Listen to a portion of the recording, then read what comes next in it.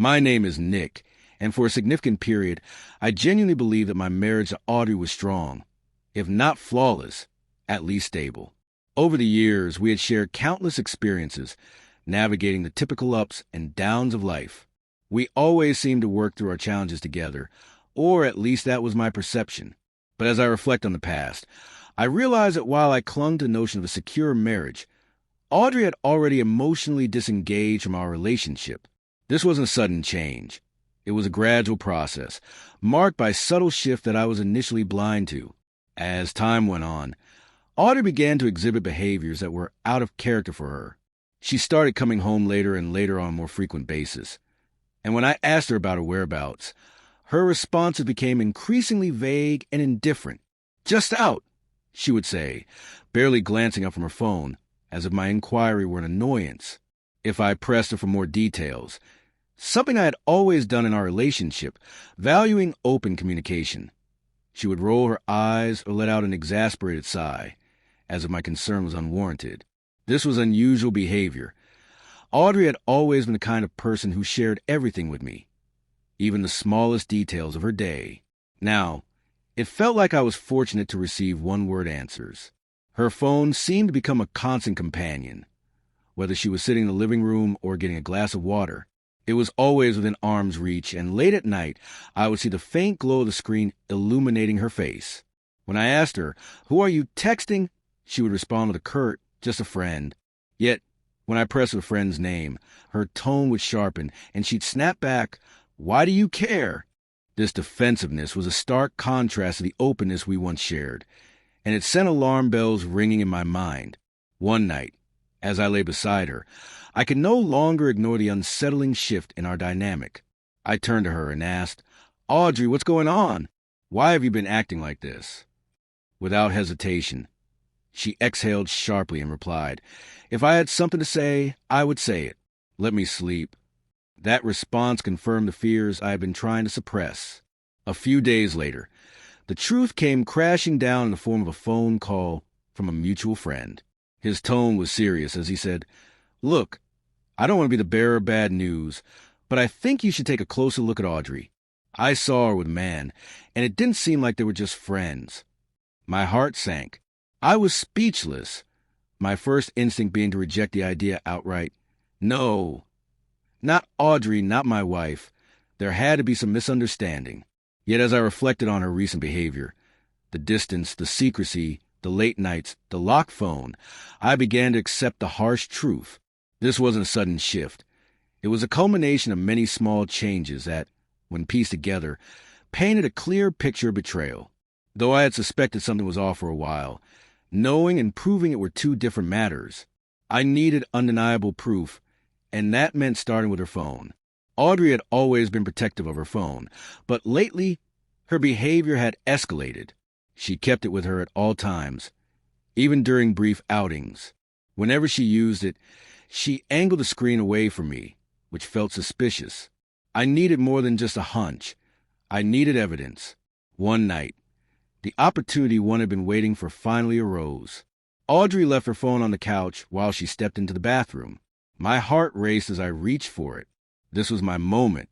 I swiped up to unlock the phone, but to my dismay, the screen remained locked. My worst fears were confirmed. The password had been changed. I tried the old one, but it didn't work. My stomach dropped. Audrey and I had never hidden our passwords from one another.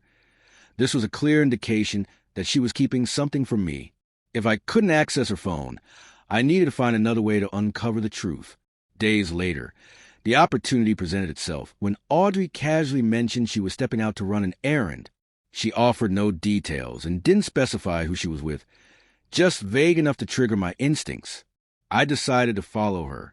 After she left, I waited a few minutes, grabbed my keys, and drove off, keeping a safe distance so she wouldn't notice me. I trailed her through several streets until she stopped in front of an unfamiliar house. She exited her car and walked confidently to the door, knocking as if she had done it many times before. When the door opened, there he was, a man I didn't recognize, smiling as he stepped aside to let her in. The door closed behind them, and in that moment, my heart shattered. I didn't approach or confront her. Instead, I took pictures, documenting everything. After a few agonizing minutes of watching the house and coming to terms with the reality of my crumbling marriage, I quietly turned on my car and drove home. That night, Audrey returned as if nothing had changed, and that was the part that hurt the most. I knew I had waited long enough. I called her into the living room and instructed her to sit down. She sighed, clearly annoyed but complied, crossing her arms and fixing her eyes on me, signaling her belief that she had better things to do. Taking a deep breath, I looked her directly in the eye and calmly stated, "I want you to end whatever this is, or we're done." I didn't shout or threaten. I simply laid it out as a fact. She frowned and shook her head, replying flatly, "I don't know what you're talking about. There's nothing going on." In that moment, I pulled out my phone and turned the screen toward her, revealing clear shots of her entering his house and laughing with him. I carefully observed her expression as she viewed the images. For just a split second, she looked caught, but then her demeanor shifted from guilt to anger. "You followed me? That's insane," she snapped. "You don't trust me, so now you're stalking me? That's sick, Nick." A cold wave washed over me. She wasn't sorry or even embarrassed. Instead of owning up to her actions, she was flipping the narrative, making me the villain for uncovering the truth. I exhaled slowly, nodding to myself, and stood up. I didn't argue. There was no point. She had already made her decision. The following week passed in a haze of silence. We coexisted under the same roof as strangers. No casual conversations, no forced smiles. Just two people sharing the same space, waiting for something to give. She didn't attempt to explain herself, and I didn't expect her to. Deep down, I knew she wasn't going to stop seeing him. I wasn't going to beg for her fidelity. That wasn't love. It was desperation, and I wasn't desperate. While she continued to pretend as if nothing had changed, I realized that everything already had. I quietly visited my attorney's office and initiated the divorce process. If Audrey was so eager to be with him, she was welcome to him, but she wouldn't drag me down along the way.